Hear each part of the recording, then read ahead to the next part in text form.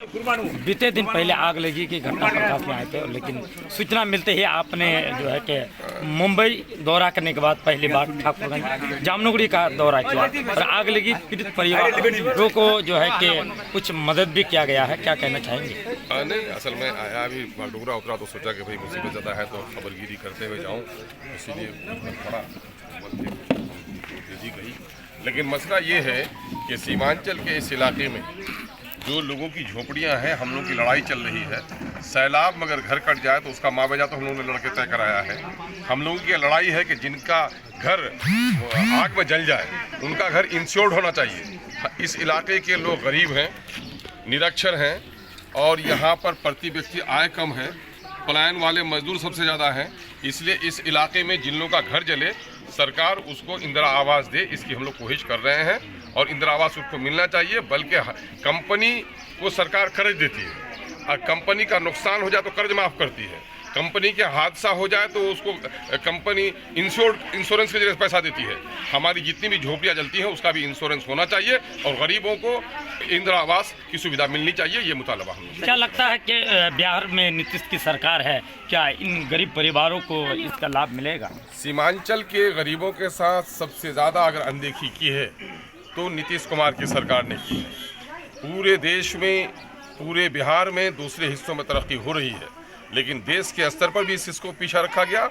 और आज जाकर नालंदा को देखिए, वहाँ पर गिलास का पुल बनाया गया, सफारी बनाई गई है, गंगा का पानी गया पहुँचाया जा रहा है, लेकिन सीमांचल के लोगों को साफ पानी उसके गाँव में मिलने को नहीं मिल पा रहा है।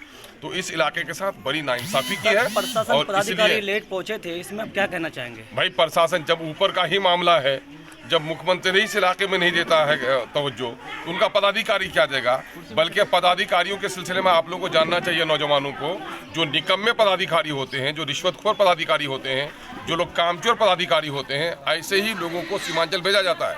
पिछले दिनों में नीतीश कुमार जी भाजपा के साथ थे तो सुशील मोदी जी जब अफसरों का क्लास ले रहे थे तो कहा भी था कि काम नहीं करोगे तो सीमांचल भेजेंगे, यानी जो काम नहीं करता है उसको सीमांचल भेज दिया जाता है। ये नई बात नहीं है ना। यहाँ के लोगों की शराफत और यहाँ के लोगों की संजीदगी ने इस इलाके को बहुत ज़्यादा नुकसान पहुँचाया है। इसलिए नौजवानों से कहते हैं कि नौजवानों, अपने अधिकार के लिए उठो, अपने अधिकार के लिए लड़ना ज़रूरी है। जो हमको लूट रहा है वो पापी है और शक्ति रहते हुए लूटरों के खिलाफ अगर आवाज़ न उठाओगे तो महापापी बन जाओगे।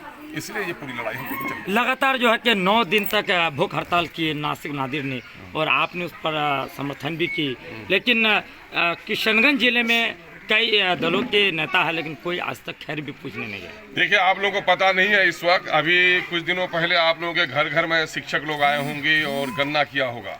पक्के का मकान, कच्चा मकान, पढ़े लिखे लोग, है ना, गाड़ी किसकी है, सब गिनती हुई थी। अभी बिहार की आबादी 13 करोड़ की हो गई है और उसमें 2 करोड़ 31 लाख मुस्लिम आबादी हुई है।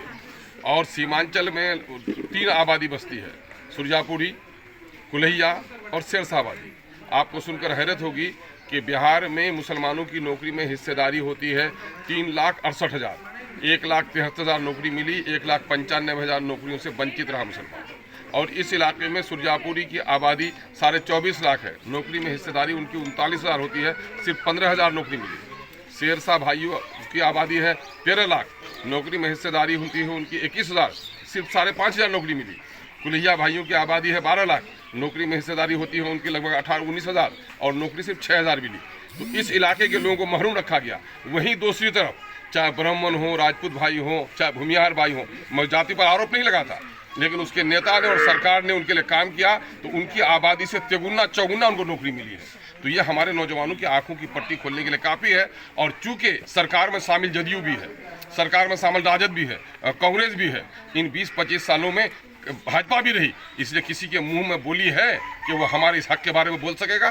पटना में गंगा नदी के किनारे पर 5 किलोमीटर पर 3 किलोमीटर पर पुल बन रहा है और यहाँ 50-50 किलोमीटर पर पुल नहीं बन रहा हमारा महानंदा में, डोक में, कनकई में। तो ये लोग तो मुंह में इन लोगों का दही जमा हुआ है, तो ये लोग बोल पाएगा कभी हक बात? नासिक नादिर ने जो लड़ाई लड़ी है कि सीमांचल में पूर्णिया में हाईकोर्ट का बेंच हो, पूर्णिया के एयरपोर्ट को जारी कराया जाए और यहाँ के नदियों पर पुल का निर्माण हो और इस इलाके को धारा 371 के तहत यहाँ पर स्पेशल जोन करार दिया जाए, जो MIM का देरीना मुतालबा है। इसलिए हमने उसको समर्थन किया है और आगे भी जो लड़ाई होगी हम उसके साथ साथ हैं और ये लड़ाई तो हम लोग लड़ ही रहे हैं।